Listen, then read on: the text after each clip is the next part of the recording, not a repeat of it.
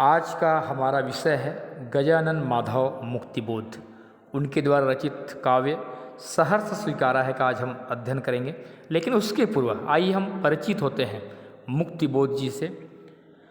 मुक्तिबोध आधुनिक हिंदी काव्य के एक ऐसे कवि हैं जिनके काव्य में शोषण मुक्त समाज की कल्पना है, जिनके काव्य में पूंजीवाद का विरोध है, शोषितों के प्रति सहानुभूति की भावना है।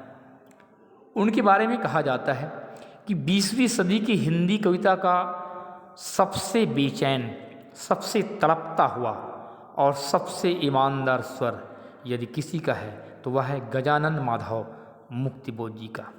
मुक्तिबोध आधुनिक युग में प्रगतिवादी और प्रयोगवादी कविता के महत्वपूर्ण कवि माने जाते हैं। वैसे हम उसे किन्हीं एक वाद में बांध कर नहीं रख सकते। प्रगतिवादी और नई कविता के बीच का सेतु उसे माना जाता है।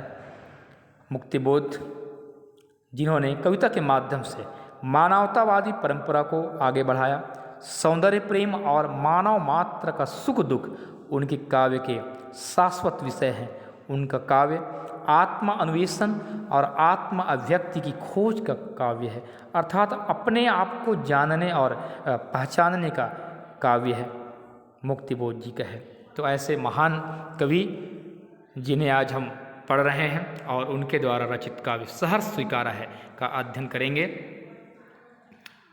अनेक विधाओं के माध्यम से मुक्तिबोध जी साहित्य जगत को लब्ध किया है। प्रमुख रचनाएं हैं चांद का मुंह टेढ़ा है, भूरी भूरी खाक धूल, ये कविता संग्रह है, काठ का सपना, विपात्र, सतह से उभरता आदमी, कथा साहित्य है, कामायनी एक पुनर्विचार, नई कविता का आत्मसंघर्ष, नए साहित्य का सौंदर्य शास्त्र, अब आखिर रचना क्यों नाम से है, समीक्षा की समस्याएं, एक साहित्यिक की डायरी, ये आलोचना है, भारत इतिहास और संस्कृति प्रमुख इनकी रचनाएं हैं। इनके अलावा और भी रचनाएं हैं और इनका निधन हुआ 11 सितंबर सन 1964 नई दिल्ली में। बहुत ही सुंदर पंक्तियां स्क्रीन में यहाँ पर आप लोग देख पा रहे हैं। हमारी हार का बदला चुकाने आएगा संकल्प धर्मा चेतना का रक्त प्लावित स्वर, हमारे ही हृदय का गुप्त स्वर्णाक्षर प्रकट होकर विकट हो जाएगा। तो आम आदमी की भावनाओं को जागृत करने वाली ये पंक्तियां हैं और यह जो पंक्तियां हैं उस समय लिखा गया जिस समय हमारा देश में भ्रष्ट शासन व्यवस्था स्थापित था और तत्कालीन सरकार उस समय लोगों को अनेक प्रकार से उनका शोषण करती थी, परेशान करती थी और लोगों के जो आंदोलन उस समय लोग कर रहे थे उनको बुरी तरह कुचलने का प्रयास किया गया था। तो उस समय लोगों को आश्वस्त करने वाली ये पंक्तियाँ कि हमारी हार का बदला चुकाने आएगा। कवि कहता है कि सच्चाई और ईमान की जो आज पराजय हुई है, उस समय लोग सत्य मार्ग पर, सच्चाई के मार्ग पर चल रहे थे, लोग ईमानदार थे, उसके बाद भी उनके आंदोलन को दबाने का जो प्रयास उस समय किया गया और उस समय हमारी जो हार हुआ, इस हार का बदला हम अवश्य चुकाएंगे।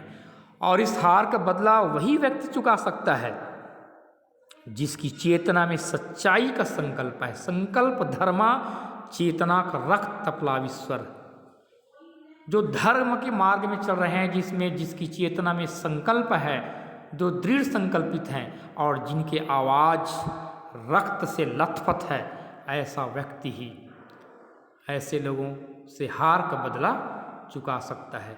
हमारे ही हृदय का गुप्त स्वर्णाक्षर, हमारे हृदय में जो स्वर आज गुप्त हो गया है, जो आज एक अवस्थित है, जो प्रकट नहीं हो पा रहा है, इस शासन के समाप्त हो जाने की जो इच्छा आज कवि के हृदय में और लोगों के हृदय में भी जो गुप्त रूप से अवस्थित है, वह एक दिन अवश्य समाप्त होगा।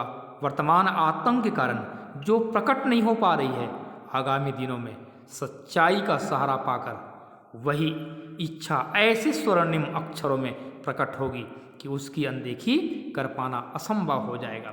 आज जो प्रकट नहीं हो पा रहा है लोगों के आतंक के कारण, वह एक दिन विकट हो जाएगा, अर्थात इस प्रकार से प्रकट होगी कि उसका अनदेखी लोग नहीं कर पाएंगे, अर्थात एक दिन हमारी जीत होगी। इस प्रकार से मुक्तिबोध जी उस समय के लोगों को, हताश निराश लोगों को अपनी इस पंक्ति के माध्यम से आश्वस्त किए हैं।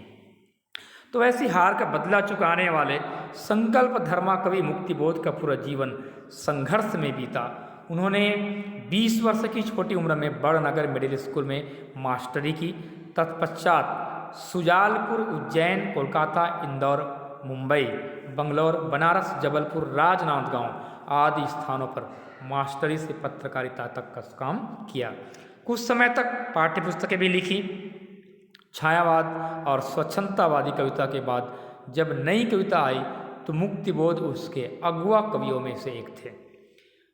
मराठी संरचना से प्रभावित लंबे वाक्यों ने उनकी कविता को आम पाठक के लिए कठिन बनाया, लेकिन उनमें भावनात्मक और विचारात्मक ऊर्जा अटूट थी। लोग भावना और विचारों से उनकी कविता से जुड़े रहे, जैसे कोई नैसर्गिक अंतर स्रोत हो, जैसे कोई प्राकृतिक स्रोत होता है जो समाप्त होने का नाम नहीं लेता है। उसी प्रकार से उनके काव्य में जब पाठक डूब जाते हैं तो डूबे रहते हैं। लगातार अधिकाधिक वेग और तीव्रता के साथ उमड़ता चला जाता है। यह ऊर्जा अनेकानेक कल्पना चित्र और फैंटेसियों का आकार ग्रहण कर लेती है। फैंटेसी मतलब भी कल्पना ही होता है। तो इनके काव्य को पाठक जब कोई पढ़ता है तो कल्पना में खो जाते हैं और चिंतन मनन करने मजबूर हो जाते हैं। मुक्तिबोध की रचनात्मक ऊर्जा का एक बहुत बड़ा अंश आलोचनात्मक लेखन और साहित्य संबंधी चिंतन में सक्रिय रहा। वे आलोचना शास्त्र भी लिखे हैं। वे एक समर्थ पत्रकार भी थे, पत्रकारिता भी किए। इसके अलावा राजनीतिक विषयों, अंतर्राष्ट्रीय परिदृश्य तथा देश की आर्थिक समस्याओं पर लगातार काव्य रचना करते रहे। कवि शमशेर बहादुर सिंह के शब्दों में उनकी कविता इस प्रकार है कि अद्भुत संकेतों से भरी, उनकी कविता अद्भुत संकेतों से भरी है। नए नए प्रतीक, नए नए उपमान, शिल्प विधान उनके कविता में देखने को मिलता है। और प्रयोगवादी कविता तो इसके लिए जाना जाता है। नए नए प्रयोगवाद में देखने को मिलता है। जिज्ञासाओं से अस्थिर, जिज्ञासा उमड़ती है, स्थिर नहीं होती है, और कुछ जानने की इच्छा इनके काव्य को पढ़ने से प्रकट होती है। कभी दूर से शोर मचाती, कभी कानों में चुपचाप राज की बातें कहती चलती। हमारी बातें हमको सुनाती है, हम अपने को एकदम चकित होकर देखते हैं और पहले से अधिक पहचानने लगते हैं, अर्थात अपने आप को जानने और पहचानने का काव्य मुक्तिबोध जी का है। तो ये मुक्तिबोध जी का संक्षिप्त जीवन परिचय आपकी पुस्तक में दिया है, उसे आप लोग अवश्य पढ़िए। और इसके बाद हम पढ़ेंगे, आज जो पाठ पढ़ने वाले हैं, सहर्ष स्वीकारा है इनका प्रतिपाद्य। इसको हम नेक्स्ट वीडियो में देखते हैं, क्योंकि वीडियो काफ़ी लंबा होते जा रहा है। ठीक है, धन्यवाद।